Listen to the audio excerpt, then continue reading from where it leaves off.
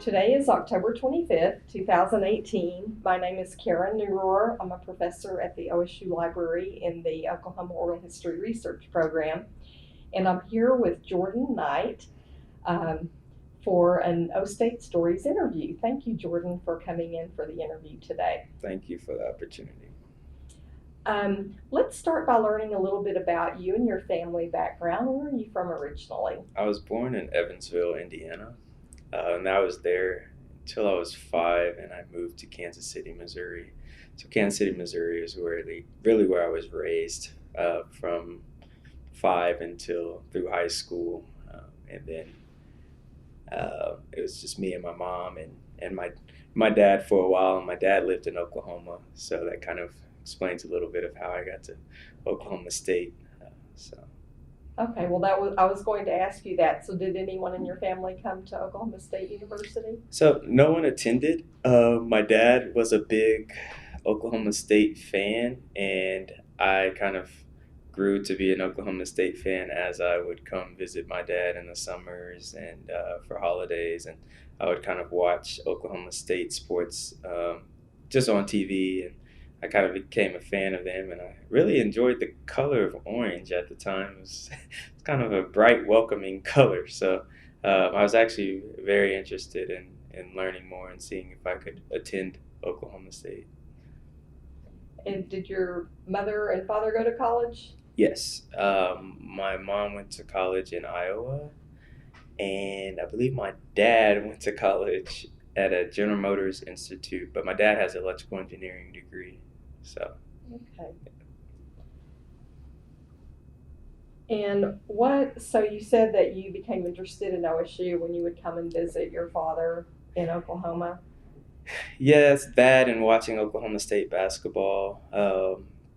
I was a big John Lucas fan at the time, and he was playing, or I guess it was John Lucas the third, whichever the youngest one was. So I was kind of a big fan of watching them play, and James on Curry, and two brothers that used to play basketball as well. I can't remember what their names were, but that's kind of it was really the basketball and just watching the sports and seeing some of the football that kind of had me interested, and then I looked into their engineering program after that. But I was very excited with the sports, and I did have a cousin that played football for Oklahoma State at the time, but I wasn't too close to him and didn't get to come to any games. But I think he probably had a little bit of influence as well on me attending here. What was his name?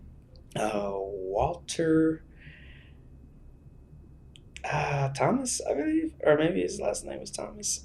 That's what's in my head right now. I know his first name was Walter, but he played. I think he was an offensive or defensive lineman. So yeah.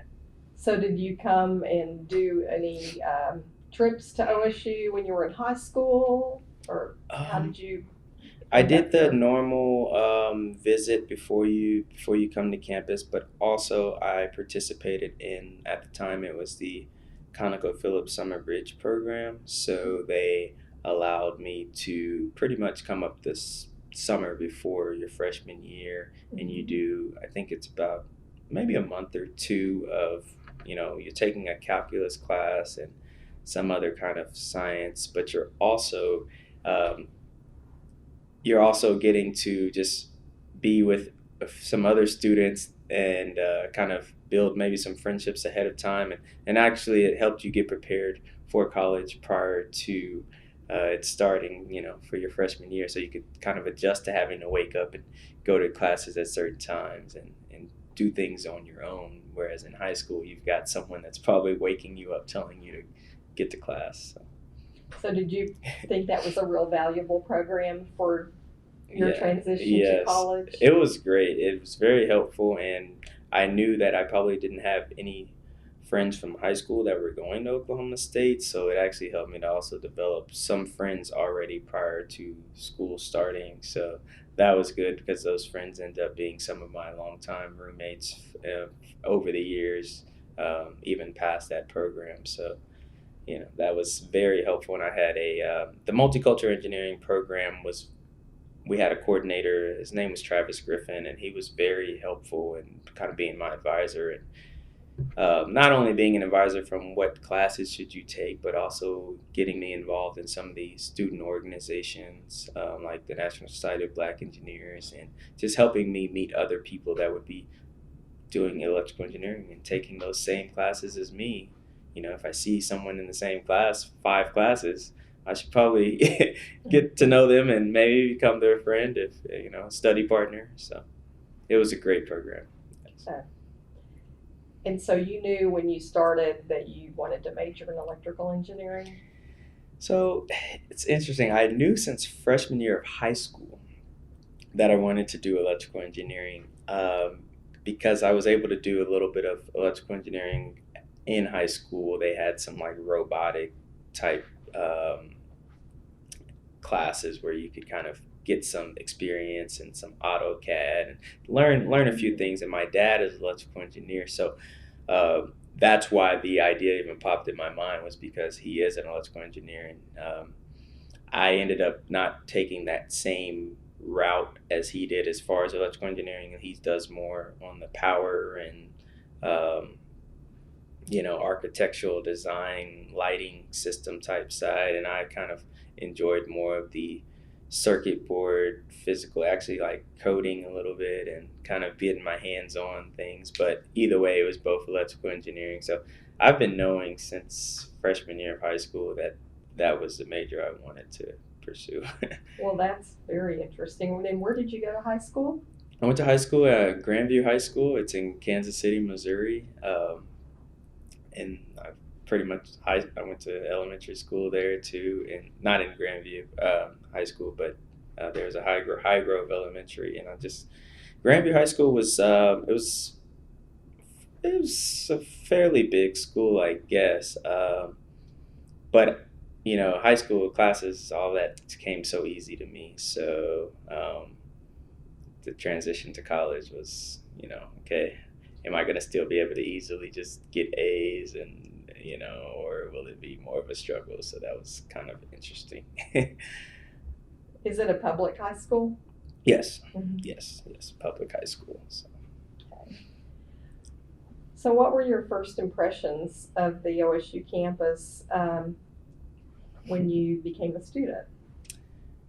I thought everything was just really beautiful, and I come back all the time now, so I still see there's always changes and improvements being made. But it was just kind of like oh wow, this is kind of what you might see on TV, but you really wonder how nice and clean and beautiful can a campus really be with so many students and things going on. But it's probably one of the most beautiful campuses I've ever seen. So that kind of really had me even more excited that I was going to make the decision to attend here, and specifically the library, seeing the library from library lawn. And I like the fact that all the years when I was here, and then even after I've been gone, the fact that that's always still going to stay kind of open, that library lawn to library look, because it just really makes the campus look very beautiful, and I like the openness of it. So, yeah. Did you apply to any other colleges besides OSU?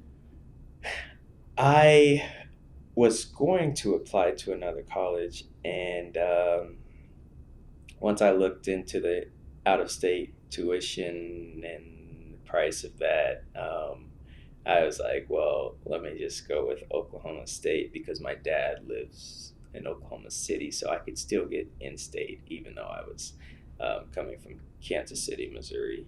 Mm-hmm. But I really did enjoy. I was a big North Carolina Tar Heel fan. I'm actually a very big basketball fan of them. From Michael Jordan, I just have always been a fan. So I was like, oh, it'd be so cool to actually go there. But once you looked into the prices and application fee and everything, it was just like, well, or I could go to Oklahoma State, which I also enjoy that school as well, and it is a lot closer and a lot cheaper, as far as expenses. So I was like, okay, Oklahoma State is where it's gonna be.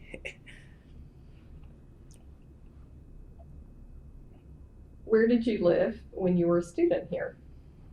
Ooh, so my freshman year, I stayed in Zinc Allen, um, which I am assuming is still here. Yes. um, yes, yeah, I stayed in Zinc Allen because our summer bridge program, that's actually um, where the program was held at. As far as the summer, you got to stay right there. You basically got to move into where you were going to be early.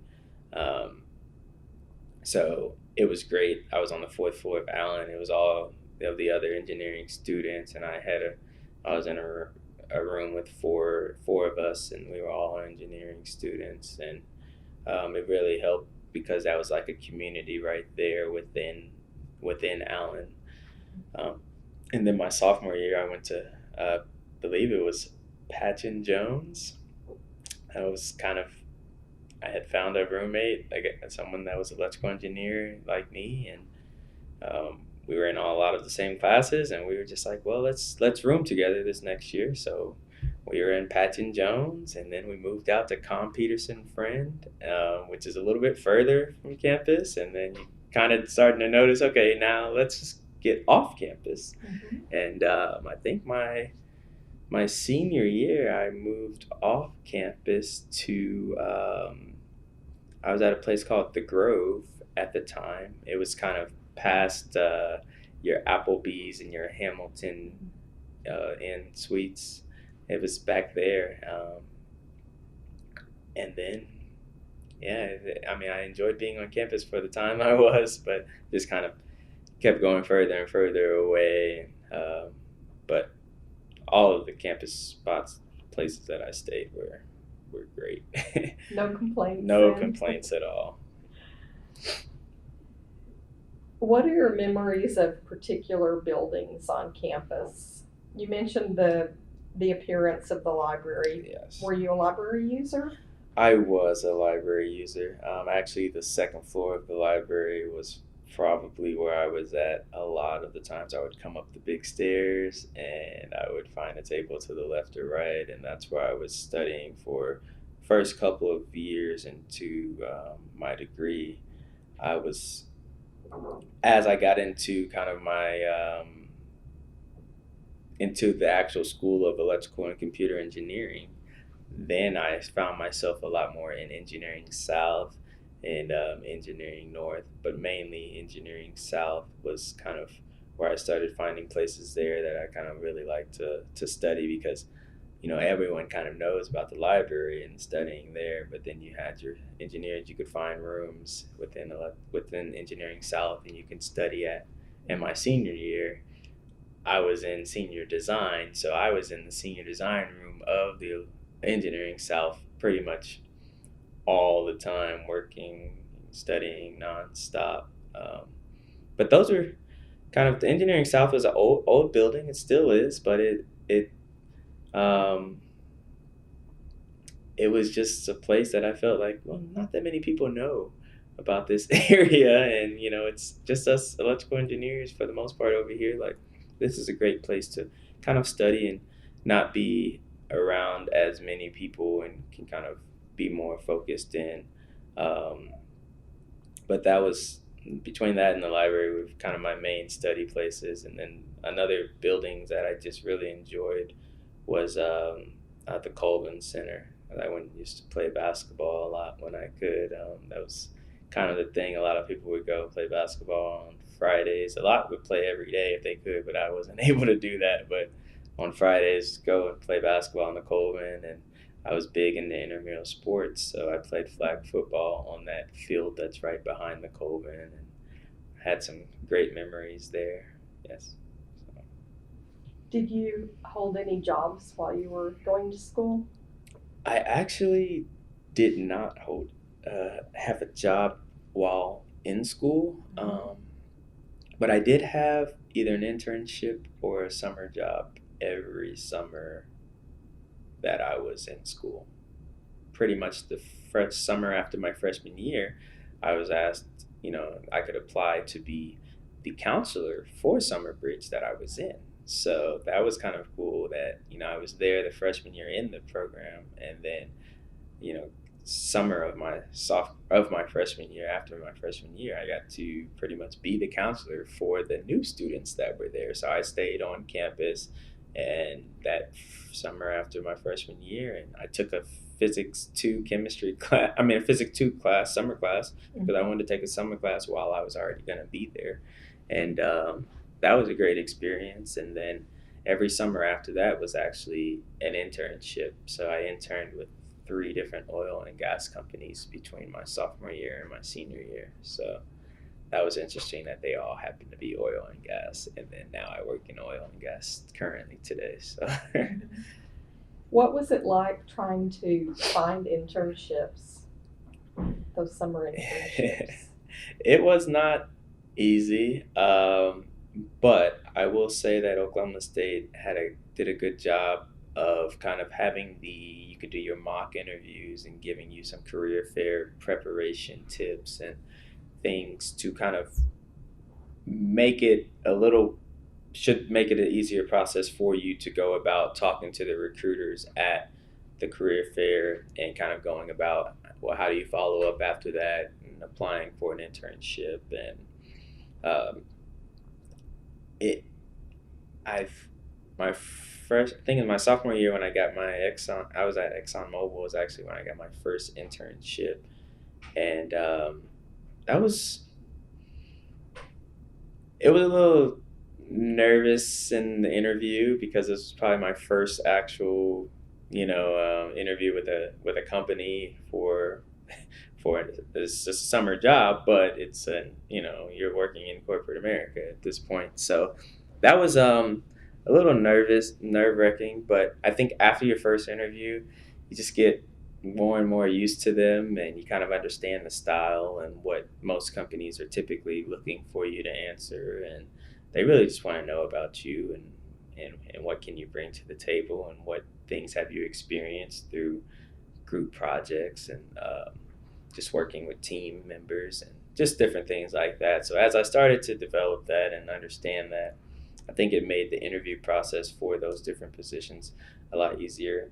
I think something else that really helped was my involvement in in the National Society of Black Engineers. I wasn't just part of the organization, I actually held positions. So I felt that also kind of helped in showing that my leadership skills. What leadership positions did you hold in the National Society for Black Engineers? I was actually the treasurer, and then I was the president of the National Society of Black Engineers.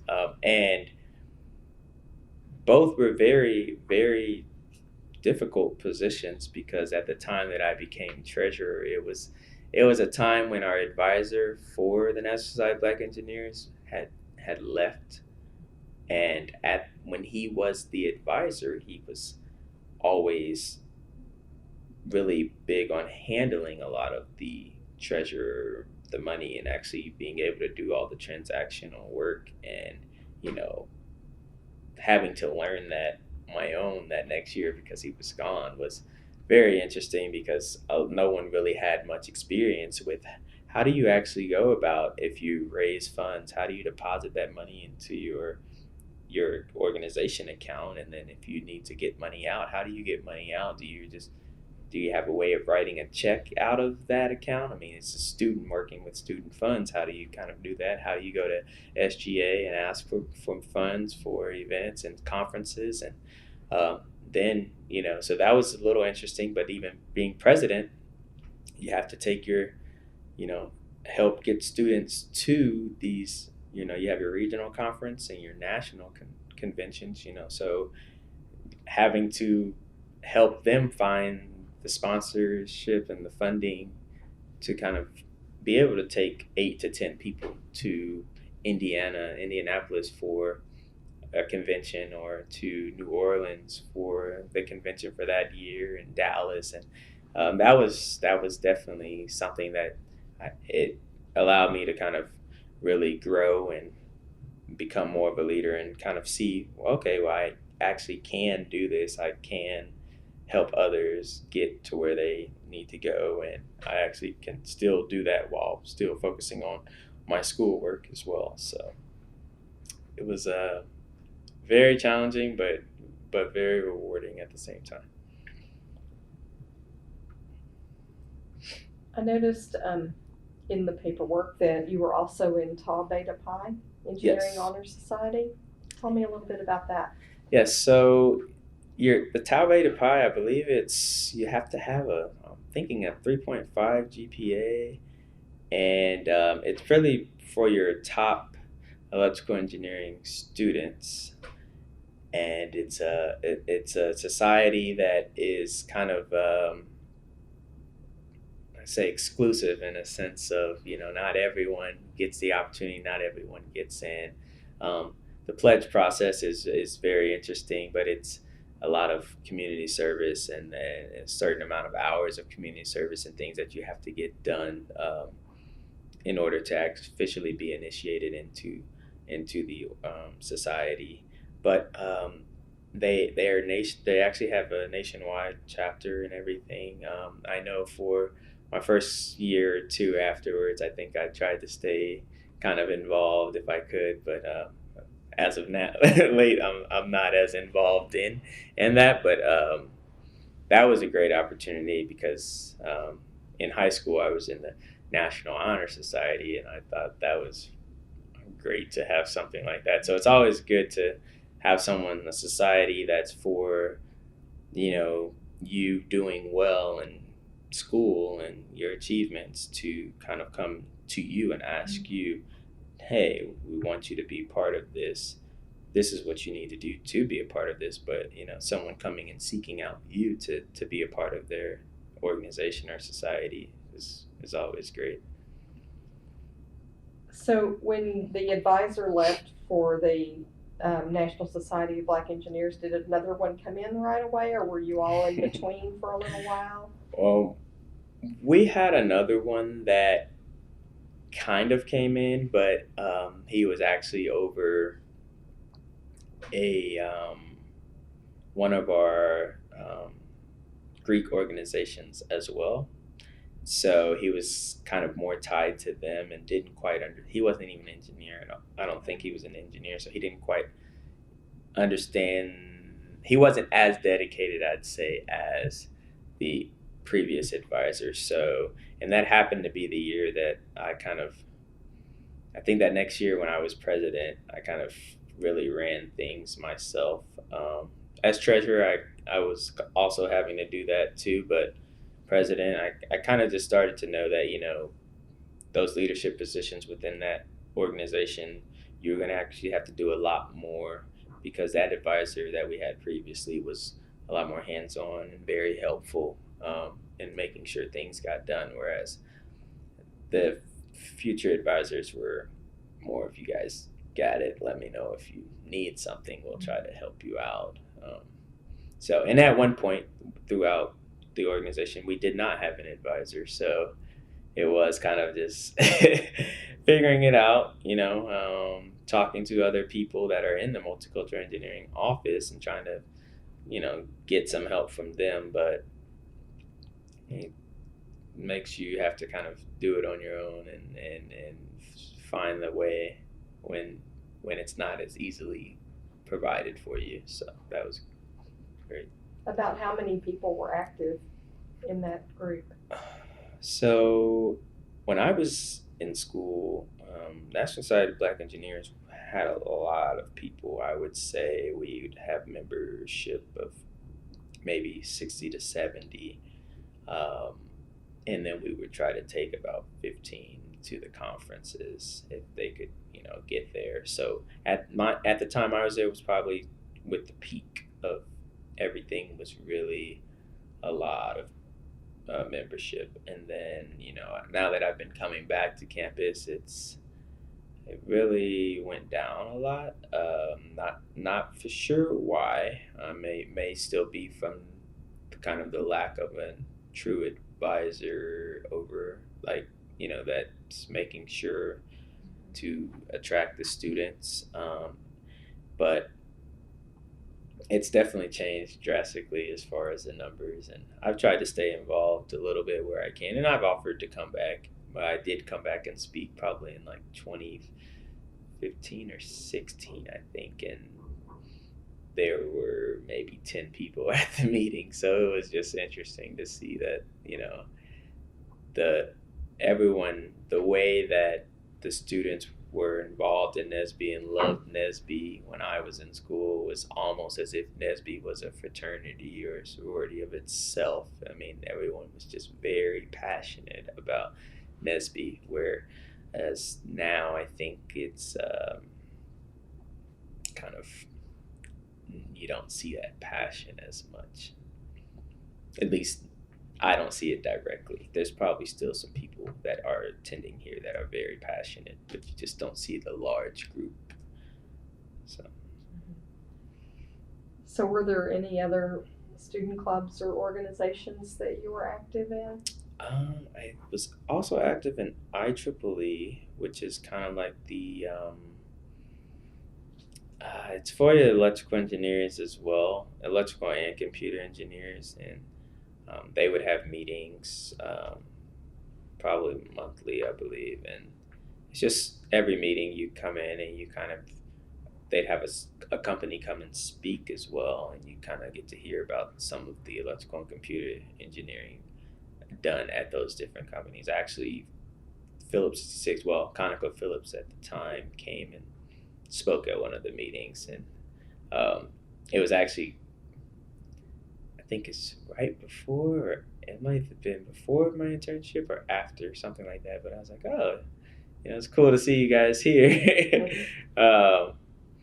But yes, IEEE, it was, they also provided resources. A lot of the organizations had like some test banks possibly for you to get better help on some of these classes. I mean, the classes don't typically change. The professors might change, and some of the work does change. But sometimes you could even find professors that an old test to study from, because they typically try to somewhat keep it similar to the content. The content doesn't typically change. If you're learning about physics, it should still, for the most part, be the same concept. So having any old material to look at of people who had previously taken the classes is always helpful. And IEEE was actually very good at allowing me to kind of be around other electrical and computer engineers, to learn from them, from the different classes that we might be in, to study with them.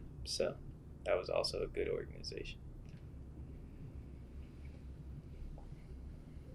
Okay, let's go back. Well, let's talk about your academic life. You mentioned that you had a senior design project and it took a lot of time your senior year. Is that correct? Yes. I actually had two. So each semester was a different project. The first semester was more direction given on what you had to do, but I pretty much had to come up with it's like this magic potion type of game where you actually had wands that would have different potions based when you would push a button, it should give you a different potion. And but it was really more of like we would take a plastic flashlight, empty out everything, and then we'd code it and have chips and rechargeable batteries in there and sensors for it to know to fire different potions. And it was really, really interesting. And it was that was senior design really made you have to learn how to apply some of the things that you had learned from some of your circuits classes and things like that. I mean, it's really, really interesting. You from having to draw from a 3D drawing, and actually we had a 3D printing machine as well. So that was also cool, seeing something that you put on in a drawing on a AutoCAD software or something, and then actually having it print out in 3D was actually pretty cool as well. And then um, senior year was probably the really challenging for me because for the probably throughout my electrical engineering, degree, I did not have to code too much. I had to do a little bit of coding in my computer science classes that I took initially, but electrical engineering route, I was thinking, okay, well, I don't really have to code as much. This is kind of good. And then senior year, second semester, gonna graduate, I had to code and learn Java or learn C# and it was very difficult to kind of do that when I hadn't had to use those skills in a long time or even try to learn a language. So that was very interesting. But I have a video online of this Connect. We used a sensor to pretty much create a belt that would help you if you were blind and you were walking and you needed to know when you were approaching stairs, you needed to know when something was you were going to run into something, and it would do certain kind of vibrations along with noise to let you know when you were approaching stairs. It would give like an ascending tone to let you know these stairs go up, or like a descending tone to know the stairs go down. And that was actually my logic, was trying to figure out how would you know when it's stairs and knowing the right pixel values. And it was tough. But when I got done with that, I was very proud. And there's a video online of like me walking with the belt and moving based off of kind of if something's in the way. We had to use that as our like design video to show how it works. So was that idea given to you to come up with that, or did you come up with it, or? I think I'm trying to recall. I believe Is that your second semester? This was the second semester. Project? I think we did have some kind of concept given to us, but then we had to kind of figure out the full design of, it might have just been something about for the blind, and then maybe we had to come up with, okay, well, let's do a belt and let's use this type of sensor. At first we were going to use an Xbox Connect sensor, and then we ended up using a different sensor that was lighter weight and less costless. So it was very interesting. But yes, a lot of that design there, it was all on our own, kind of figuring out how to make it work. Whereas in senior design 1, it was also on your own, but you had the TAs and different people that had done the project and worked it all the way through. Whereas this project, it wasn't like this project previously exists. Your direct professor could try to help you out, but it's not that this project had been done before. So were both of those projects team projects? Yes, in each one. The first one I was the actually no, the second one I was a project manager for. So actually, I might have been the project manager for both. Actually, I was a project manager for the first one. And then I think the second one, there was someone that wanted to be the project manager, so we allowed that person to be the project manager. But we all had you all had your individual parts that you had to work on. So nothing truly really overlapped. You all needed to work on your different parts, and you could ask someone else on the team if they may know more knowledge on how to do it to help you out. But it was everyone had a role to play. So. About how many hours a week would that take for that type of work? I don't remember even leaving Engineering South earlier than 2 a.m. on most days. And when would you start? I'd probably start at maybe sometimes 8 p.m. or 7, or if I was depending on that day, I might have started a lot earlier. Sometimes I may have not even started until midnight, knowing that, oh, I don't have anything to do tomorrow, so I can just stay up till 7 a.m. and then I can just sleep during the day. So I would just adjust the schedule to what would fit best for me and also for some of my team members. A lot of times, even if we weren't working on the exact same part of the project, it's still a lot easier to do the stuff when we're all decide, okay, well, let's go in here. So we would go grab some food and meet in there, and have some pizza sitting there in case we need a little bite to eat while we're studying. Got your Red Bull, and you just going, and you just kind of get used to it. So it was a lot of hours put in, and yeah, I think I was used to in college not getting more than 4 hours of sleep, but it was just kind of my typical, I understand this is how it's going to be. And I tried to actually apply that to the real world for a while, but eventually I realized now I definitely need more than 4 hours of sleep if I can. Yeah.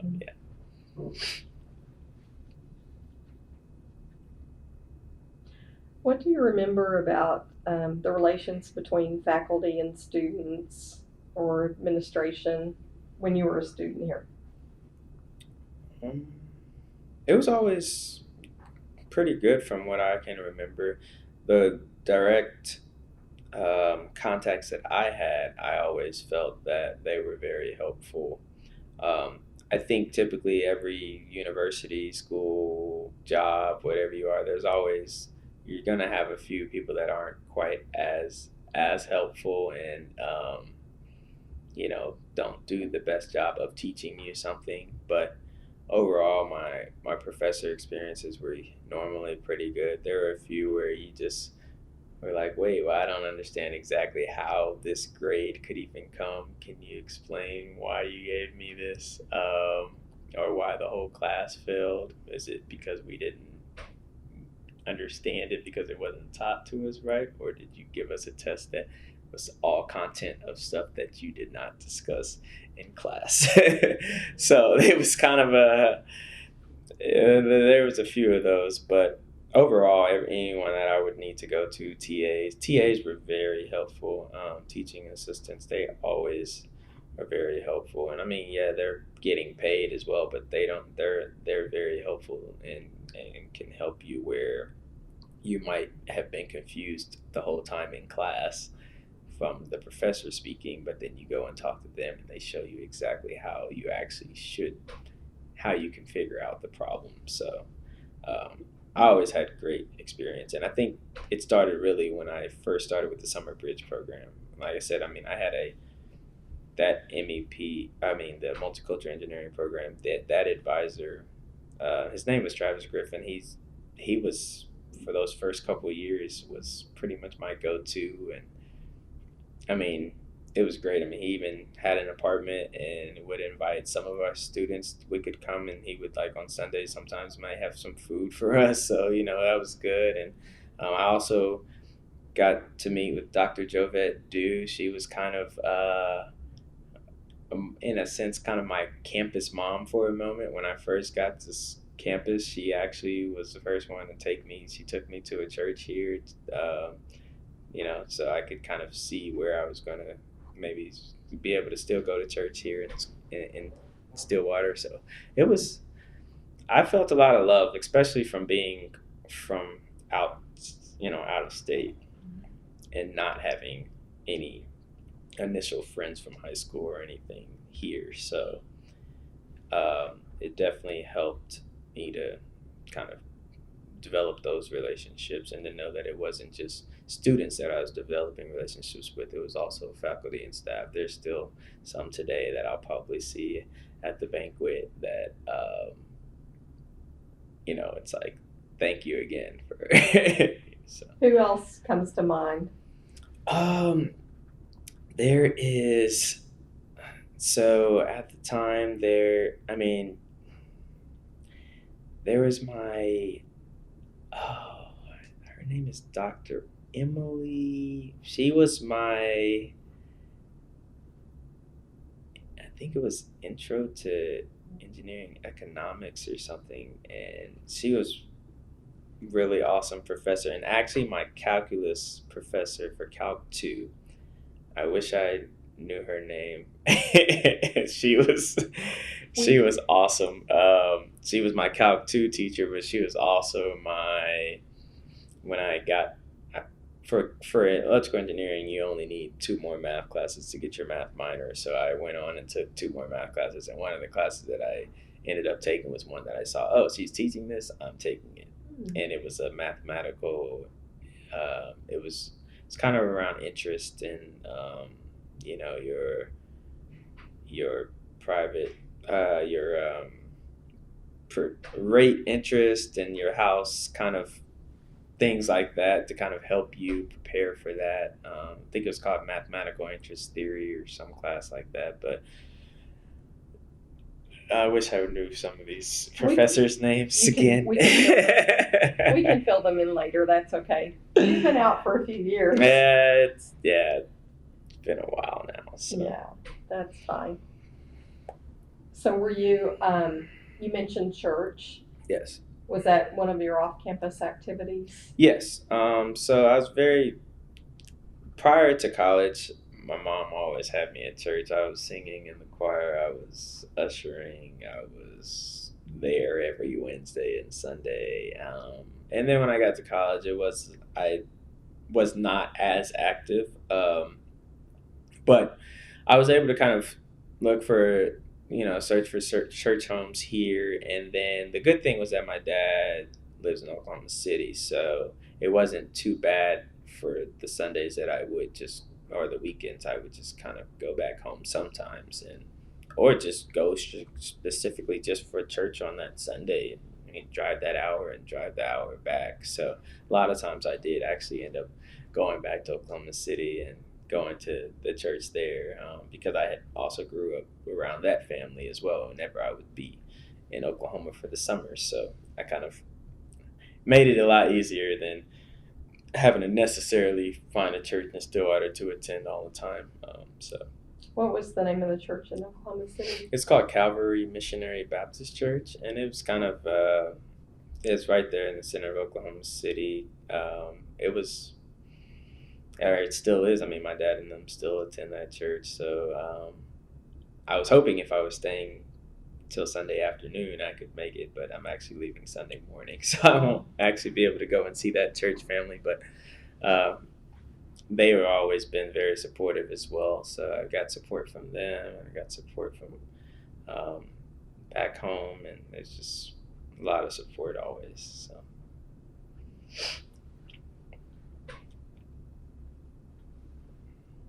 Are there any areas, now that you've been out in your career for a few years, that you wish you would have had a little more training? Yes, there's actually, I wish I would have considered getting a business minor.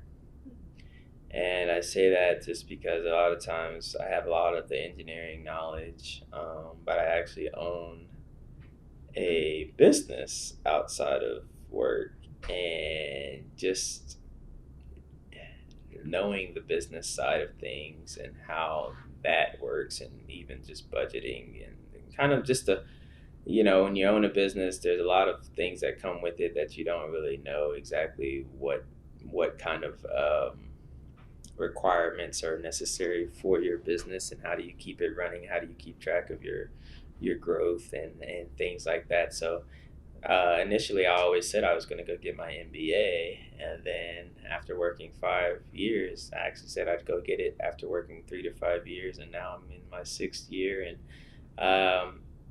because I went on and created my business without it, I figured, well, maybe I can just kind of read some books about business, and maybe even just take one business class at a local college in Houston, but not necessarily go and get a full master's degree. But I definitely wish I would have at least taken some business classes while in school. That was probably that's exactly where I kind of really would have wanted to do. Can you tell me a little more about the business that Yes. you own? So probably about a year ago in 2017, I started to discover a passion that I had for um, camera and photography and video. I noticed I was always the friend that would be on our trips trying to capture everything rather than just capture it in my head. I was always trying to like record it with my phone, take pictures. And in May of 2017, I said, well, maybe I should just buy a camera. So I bought a camera and I was just kind of taking pictures here and there and editing them. And I would talk to one of my friends from Kansas City, Missouri, who actually had a camera. Are you talking about a video camera? Like a Sony camera, just to take pictures. Still pictures? Yes.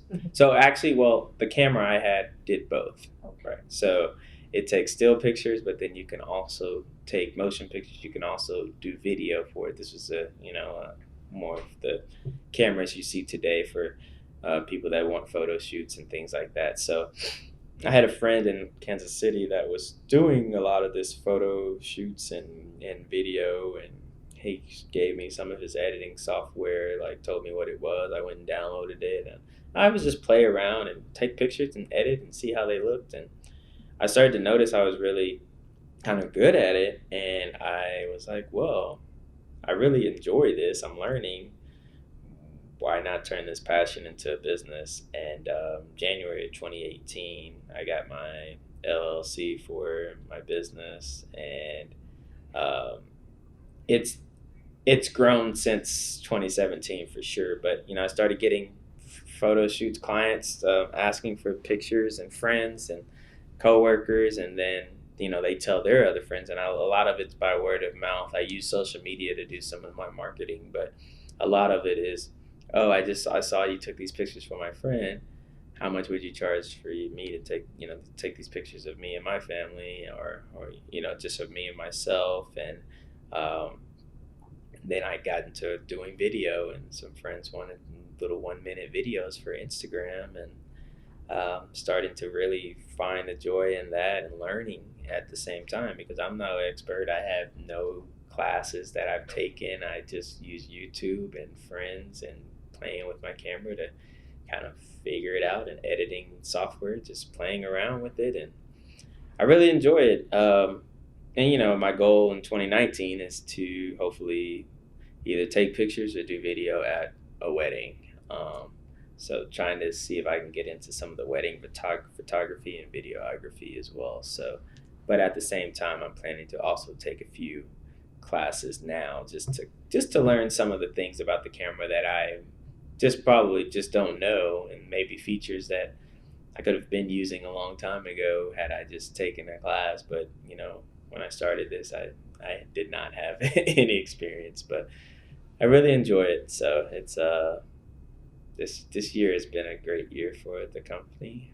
It's just me and the company, so makes it a lot easier. I don't have to worry about payroll or all of that stuff. But if as things grow, and if I needed to add someone on, then I'd have to look into how that works, which is why it's good for me to learn the business knowledge and get some of that business experience to know what to do when I start to grow my business, and how to grow your business, and just things that a business class or business book might kind of help you learn how to do. So, what's the name of your business? It's called Night and Day Visions. So it's Night. My last name is Night with a K, and then in Day.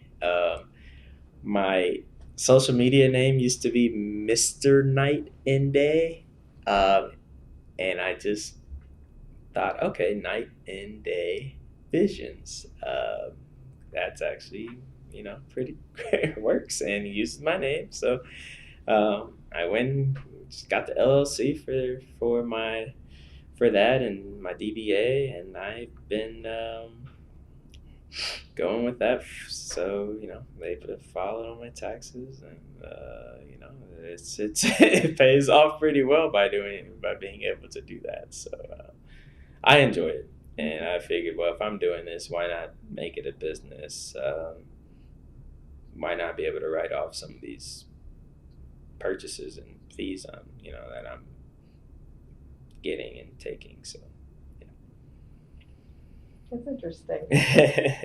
It's good to have that. It's more than a hobby. It is more than a hobby, but it's that I love it so much that if it is it doesn't feel like a job when I go and have someone reach out and when we go and do a photo shoot. It actually feels like, oh, this is just me going and having fun for an hour and taking some pictures.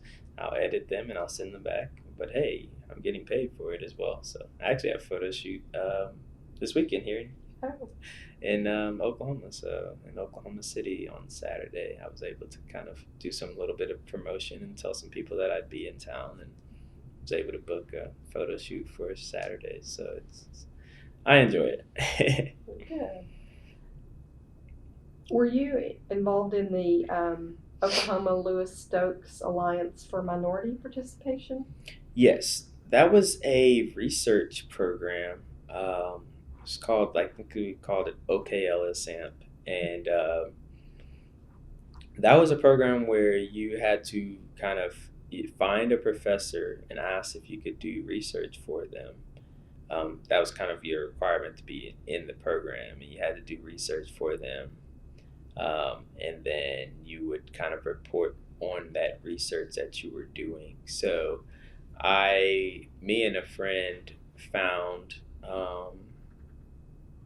one of our electrical engineering professors and asked him, hey, can we do research for you? And we needed to do a certain amount of hours per week. And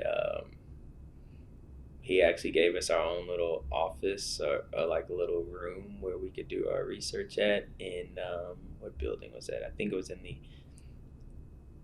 ATRC, I believe, building connected to Engineering North, and we had a key to there, and we can go in there and we would do different testing with the Xbox Connect sensor, and using MATLAB was a kind of our coding that we were using. And it was interesting because I was doing that research there, and then my senior design class, I ended up my second year using that, the sensors, and using some of the MATLAB that I had learned by working with him in there helped me for doing the coding for my project. So OKLSAMP was a very, very great program, and they also, of course, I think it came with a stipend or some kind of scholarship as well for doing that research.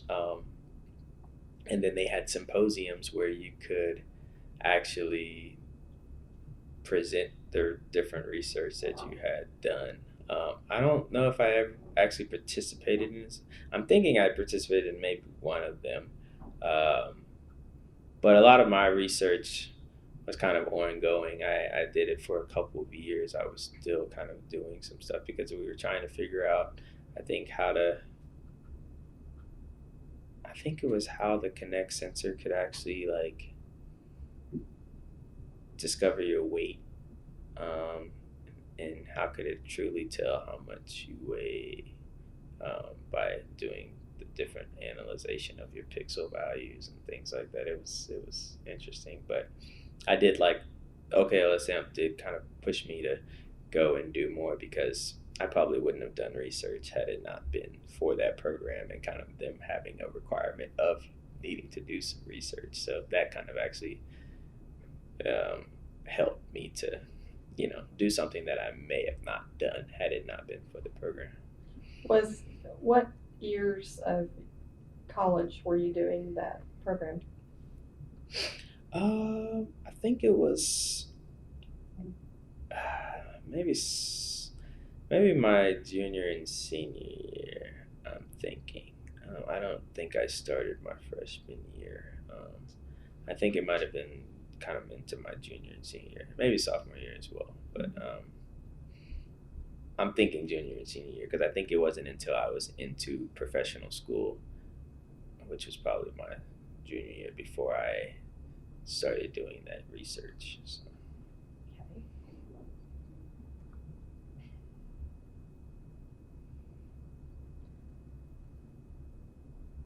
When you think about your time at OSU, significant experiences or events, good or bad, um, what comes to mind?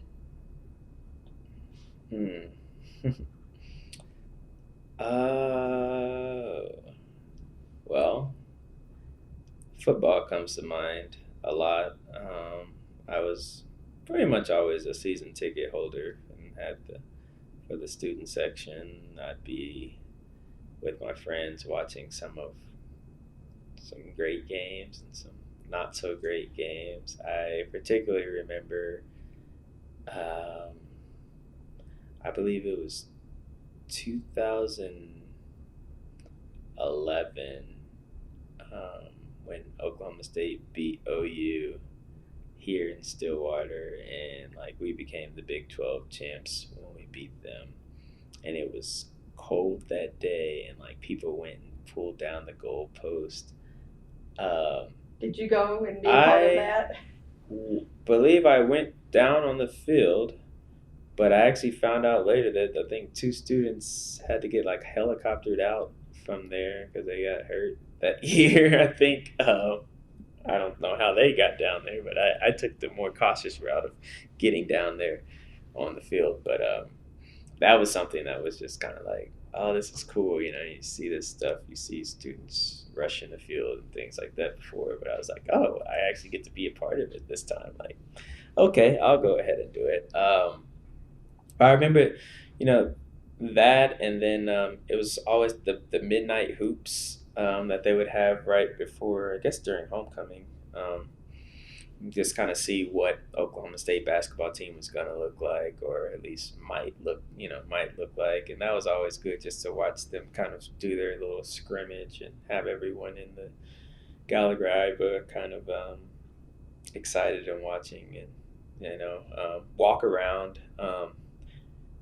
Surprisingly, I didn't participate in walk around a lot until maybe like towards my last year, and then I'd always see the stuff being built, but I never actually took the time to do a real walk around, and I finally did actually do the real walk around, and I was like, wow, this is awesome what the fraternities and sororities can, like what they can do with the pumping and making things move, and can't even imagine the amount of time that they spent for that. But those are a lot of things that come to mind, and studying comes to mind just because the long nights and the long hours studying, um, it was kind of just crazy the amount of hours I was either in a library or somewhere. Um, and then a specific restaurant comes to mind, and it's Cafe 88. It's it's like an Asian restaurant that is within walking distance, kind of. It's kind of by Qdoba, and I would always go and I'd call in, order it, and sometimes I'd bring it into Engineering South as I'm studying, and that was my meal. I would just call over there, hey, let me get this, walk over, get it, and sometimes I could eat that all the time. I mean, it was just, and actually every time I come back to Stillwater, I always get it. I make it kind of a priority to make sure you get Cafe 88 at some point before you leave. Mm-hmm. So it's just something that has always been, a thing for me, and my friends, we would always walk over there and get some. To the point where they knew who we were when we would call in or show up. They're like, "Oh, you got this with that, huh?" And I was like, "Yeah, that's me." And they knew what you were going They to order. knew exactly, and even post college, there was somebody that was still working there that remembered me from in college, so they still knew. I think now it's just getting to the point where the person that's there is not who it used to be, so now they don't remember me as well, but because it's a new person. But yeah, all good memories. Things were pretty much, nothing really crazy or tragic really happened, except I think one year there wasn't supposedly an active shooter on campus or something like that, so we had to like stay in our dorms for a while, but they were looking for someone, so. But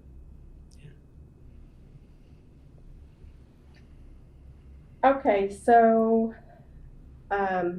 when you think back to when you graduated from OSU, what stands out to you about graduation?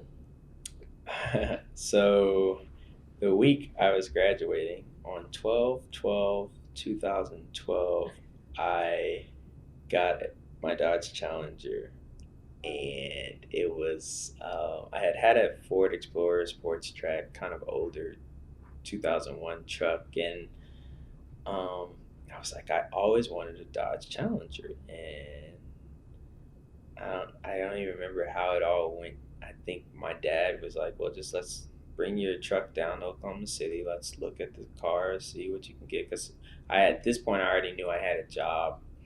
I knew I'd be working for Phillips 66. I knew that I was kind of over the truck had kind of run its course in a sense.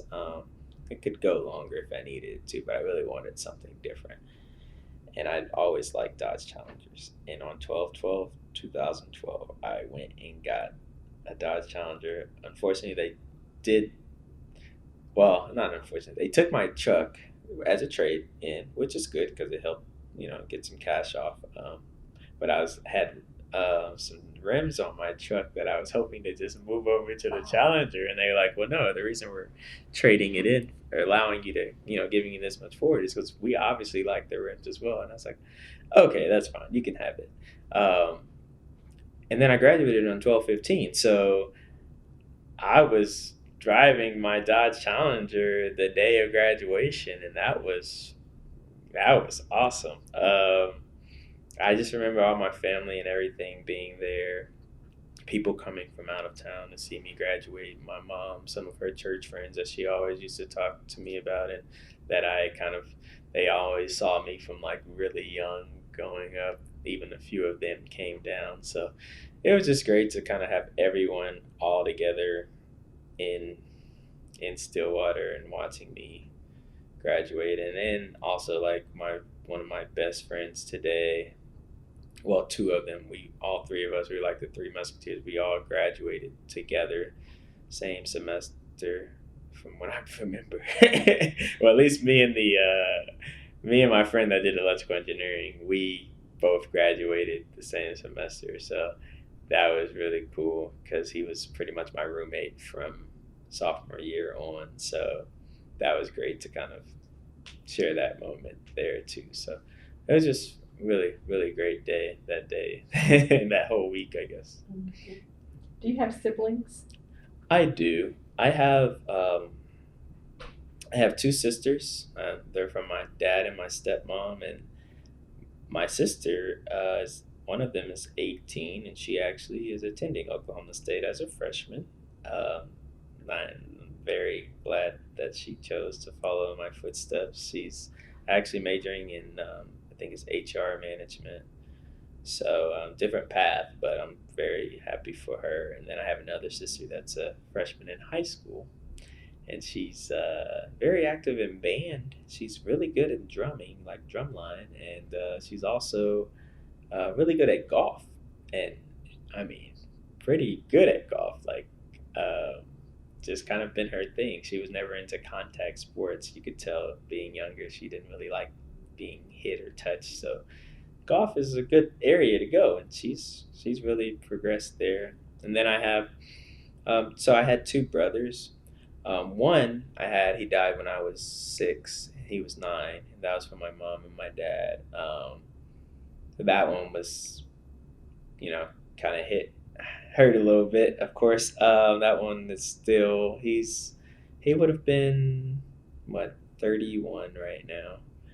So it's kind of interesting not having that big brother that was right there. But I do have an older brother who's probably like 38 or 39, but our connection and our relationship was never as strong. So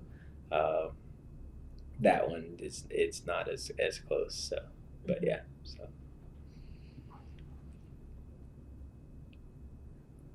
So, since you graduated, you've had a really great career experiences. It looks like all with Phillips 66, pretty much. Yes. Yes. Since I've graduated, I've worked for Phillips 66 for 6 years now, including my internship, and been able to, I've had like I've had three different positions at work. I'm on a project now that actually wasn't on my resume or on LinkedIn because I started the project full time maybe in July of 2016, and of 2018, and I also don't know exactly. I haven't quite figured out when I'm going to I'm on the project, but I'm representing the group that I was previously in. So it's kind of interesting to see, well, yes, it is a change in role, but I also know it's like a temporary role, and then I'll roll off the project and go into some area. So I didn't actually put it on there, but I'm basically a representative for my team for helping implement a new software. So that's kind of a big thing going on. It's a big project for our company. And then I've also been involved in recruiting. So I've always gotten to come back to Oklahoma State and do recruiting. I did recruiting for IT. I've done it for probably since I started with the company. And I'm actually a co-lead recruiter for IT for OSU. And then I also, the last 4 years, I've organized a diversity event that I put on here every year for Phillips 66 and OSU. It's always during the time that Phillips 66 comes up for like P66 Day is what we used to call it, where we would come up and just kind of let students know about Phillips 66 and who we are. Or we'd also have a diversity event where I'll have a panel of employees that are all different backgrounds, whether where they're working or their ethnicity or their years in service, and to talk to the students about diversity and inclusion at Phillips 66, and then also just about career fair preparation and how to get ready for the real world. And that's something that I was presented that opportunity 4 years ago. Someone asked me if I would organize this event, and then I've been doing it for the last 4 years, and this past year was probably our biggest attendance. The room was packed. I mean, over 85 students, I believe. So it's really awesome to kind of be able to come back, and Phillips 66 allowing me to still be involved with OSU, and then still also do all of my other work as well. So just kind of have to balance it all, can't do too much. But I'm also the culture and networking chair for our Black Employee Network at work. So it's a lot of different things that I've kind of been involved in at work outside of just doing my work. So. Is that the Black Employee Network something that they've had for a while? Yes, so we've had these employee resource groups. And we have like about 9 different employee resource groups. So you have your Asian American network and your women's network and your Hispanic network, and we actually have a Pride network. So you just kind of they've been there, and you can join, and anyone can join any of them, and it just helps to become culturally aware of those different areas. Also, you kind of can maybe meet some other people that might be like you within those groups as well, and it's just always been really good. They do a lot of my specific area of being the culture and networking chair is to, for Martin Luther King birthday, for Black History Month, is to have events at work or off-site and just give people a chance to learn about our culture and learn about, some of the things that have happened over the years. And it's really great. Just, another way of showing your leadership and doing something outside of your just normal 8 to 5 job, and the company's really big on allowing you to, encouraging you to be in these other positions and do these other things and not just come to work and leave.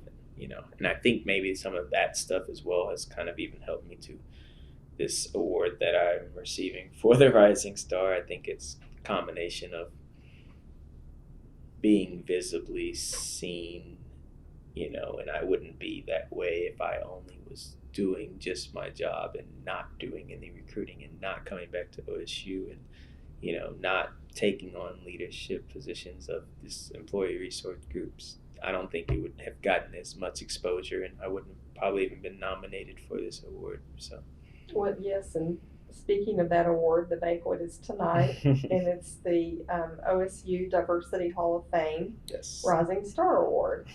And so I'm really proud of you for that honor too.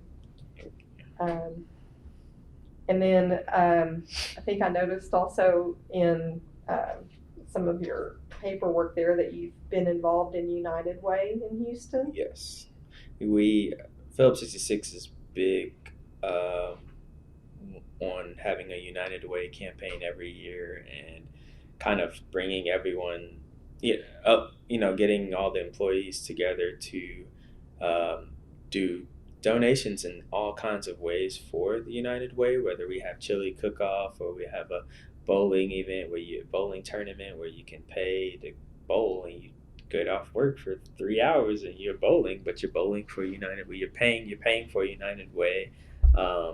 We have a lot of Habitat for Humanity events that community service. I think that's really big for our company, and it kind of works hand in hand with me liking to help people. So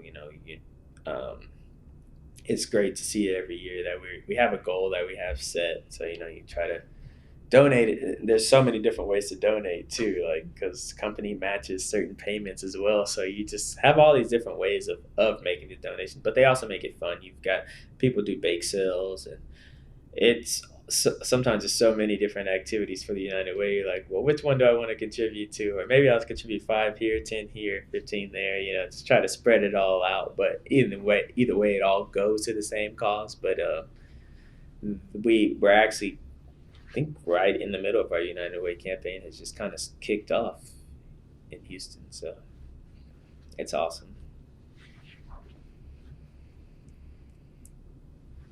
Let's see.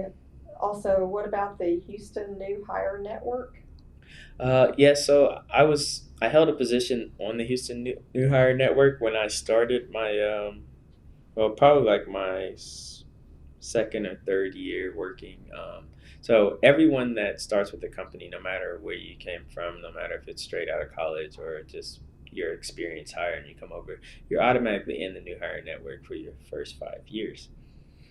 So I actually held a position, 2 positions, I believe. I was the finance chair at one point, or maybe I was the finance chair 2 years in a row.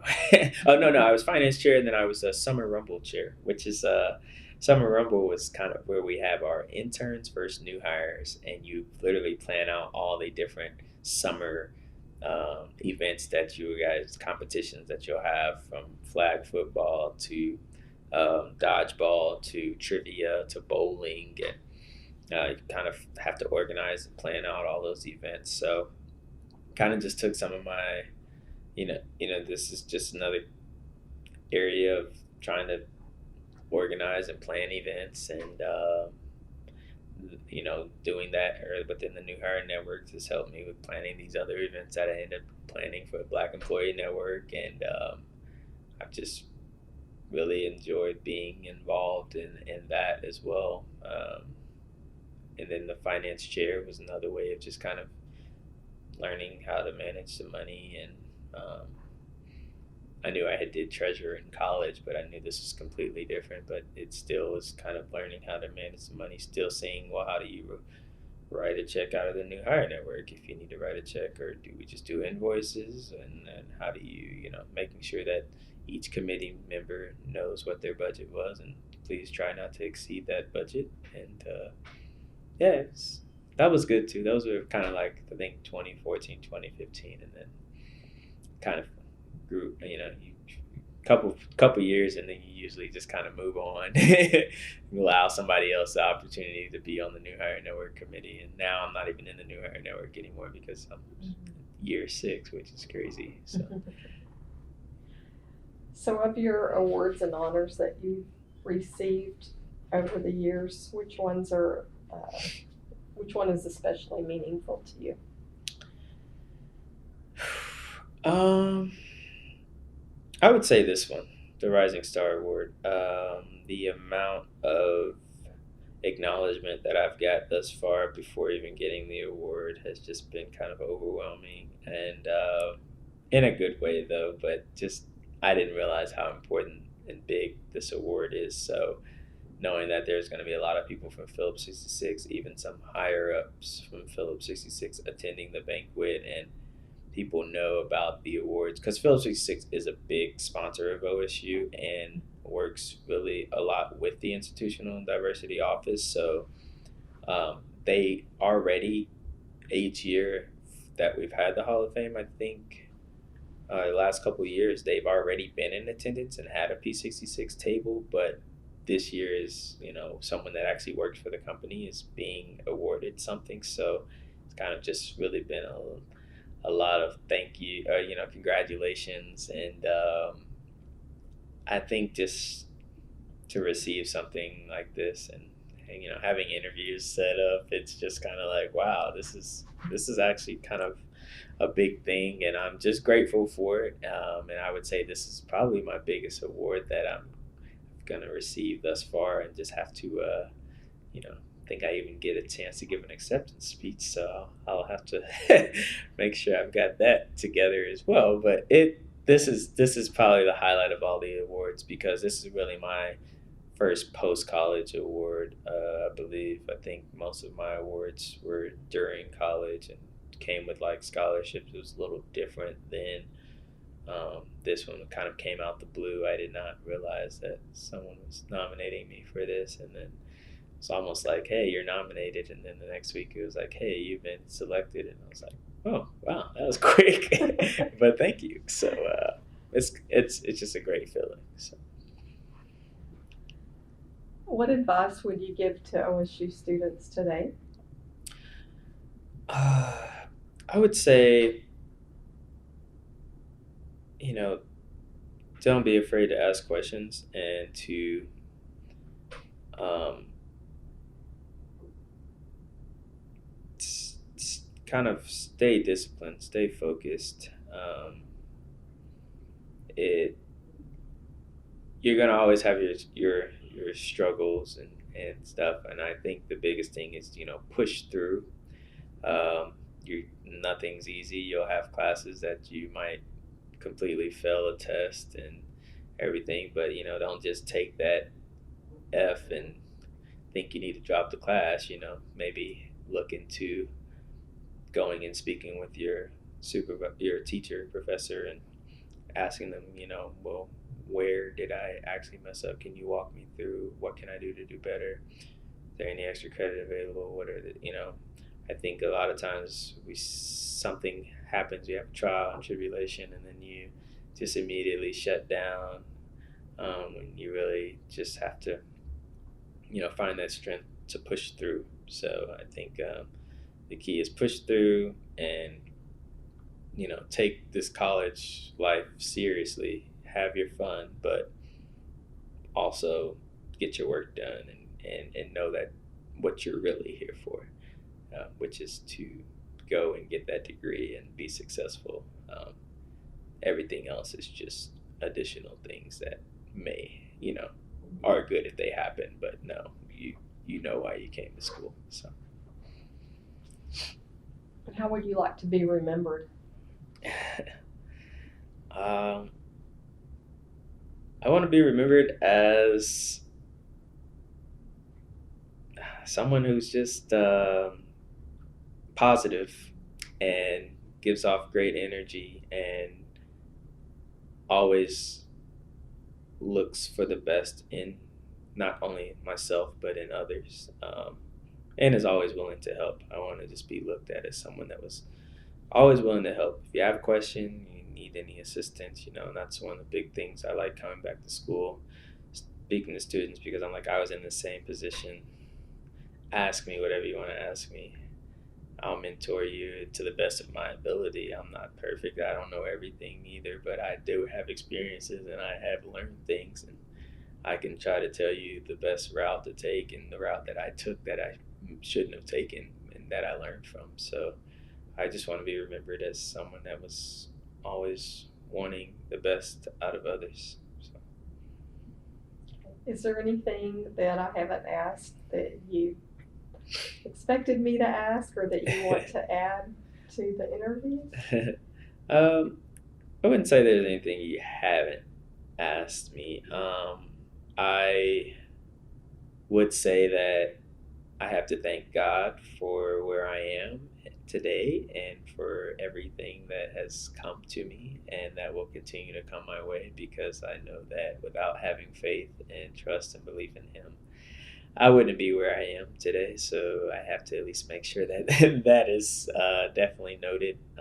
But no, everything you asked, I mean, I think you covered a lot. Yeah.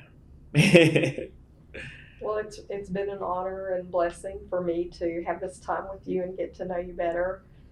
You certainly are deserving of the award tonight, and I will be at the banquet to watch you receive the award. I just want to say thank you for your hard work as a student here, for your gift to the university and to your company and the ways that you give back.